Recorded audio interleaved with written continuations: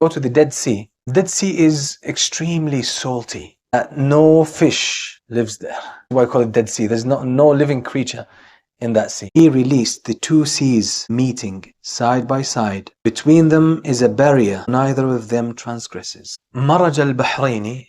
Maraj means mix. Allah subhanahu wa ta'ala causes the two seas to meet. It be a sea, an ocean, sea and an ocean, a sea and a river, a lake and a river, a lake and a sea. Allah causes them to meet at some point, but still Allah keeps them separate. And we know the issue of the salinity, the salt level between the two seas, that there's always a barrier. It's been found, it's been established scientifically, there is a barrier. With the salinity, two levels of salinity, there's a sharp line between. So this is one of the signs of Allah subhanahu wa ta'ala. Probably at that time, the early times, it wasn't so apparent as it is now. That's known. Like, for example, I'll just say in Jordan, if you go to the Dead Sea is extremely salty.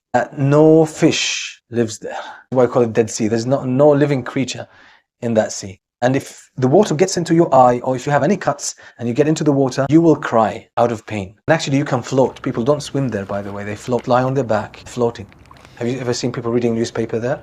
They just lie on their back and they're just reading.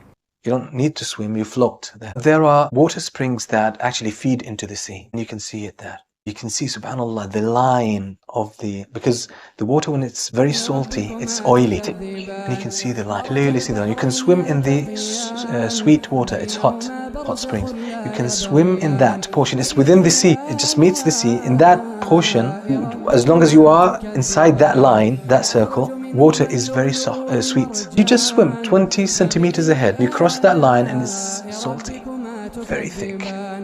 SubhanAllah. So that's a sign of the greatness of Allah subhanahu wa ta'ala. It's something that is very useful in da'wah, has been for people who have this scientific orientation. And this is mentioned in the Qur'an so clearly. And when you present them with the theory that talks about this, such a profound thing. Again, Allah subhanahu wa ta'ala is saying, imagine if water was to mix in the whole world, and it would be all at the same level of salinity. You know, there are sweet water where certain brands of fish grow. It's different than the fish or lives. And in the sea, you get different type of fish.